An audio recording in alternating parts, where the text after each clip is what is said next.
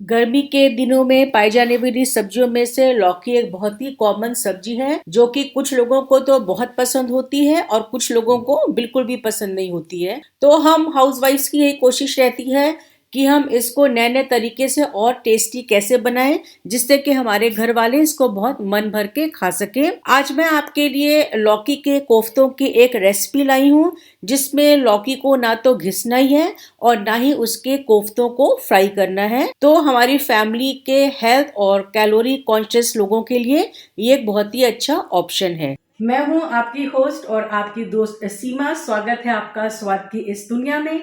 तो चलिए हम लोग अपना आज का वीडियो शुरू करते हैं। तो यहाँ पर मैं दो मीडियम साइज की लौकी ले रही हूँ। पहले इनके ऊपर और नीचे के हिस्सों को काटकर इनको छील लेंगे और फिर इस लौकी के बड़े बड़े टुकड़े करके इसको पानी में डाल देंगे जिससे कि ये सूखे नहीं। अब हमें इस लौकी को बॉईल करना है तो इसे कुकर में डालेंगे और गर्मी की जितनी भी सब्जियां होती हैं उनमें पानी का कंटेंट काफी ज्यादा होता है। तो इसको बॉईल करने के लिए हम बहुत ज्यादा पानी नहीं डालेंगे। 2 से 3 चम्मच पानी डालकर हम इस लौकी को बॉईल करेंगे। तो जब तक लौकी बॉईल हो रही है हम एक मीडियम साइज के प्याज को छीलकर उसको बहुत ही फाइनली चॉप कर लेंगे और साथ में थोड़ी सी धनिया की पत्ती भी।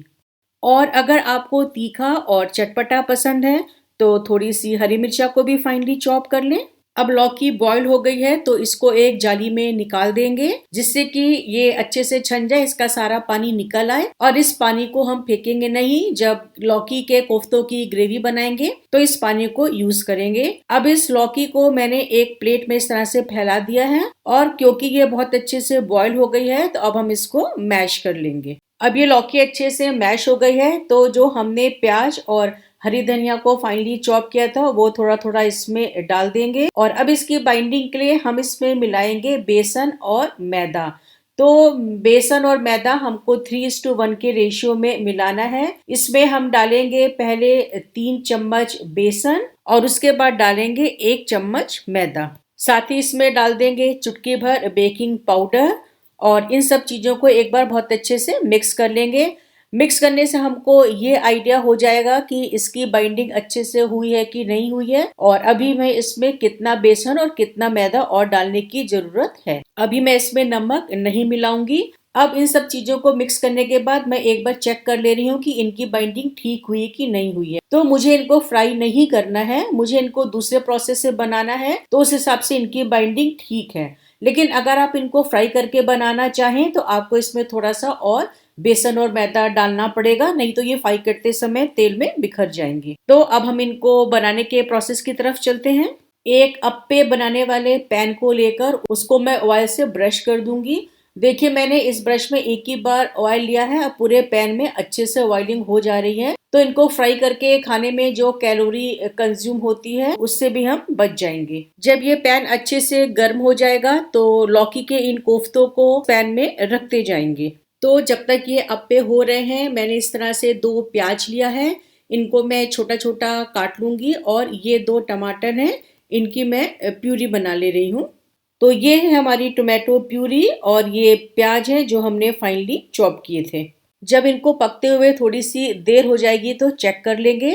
अगर ये एक तरफ से हो गए होंगे तो पलटकर इनको दूसरी तरफ से भी पकने के लिए रख देंगे। तो लौकी के ये अप्पे ऑलमोस्ट पक ही गए हैं, बस थोड़ी सी कसर बाकी है। तो मैं ऐसा करती हूँ, इनको मैं छोटे वाले बर्नर पे ट्रांसफर कर देती हूँ। तो जब तक इनकी बची खुची कुकिंग पूरी होती है तब तक इस दूसरे बर्नर में हम लोग इसकी ग्रेवी तैयार कर लेते हैं।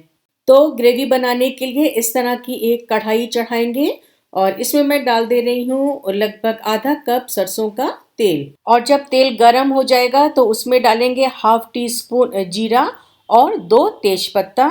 उसके बाद जो हमने प्याज चॉप किया था उसको डालकर भूनेंगे।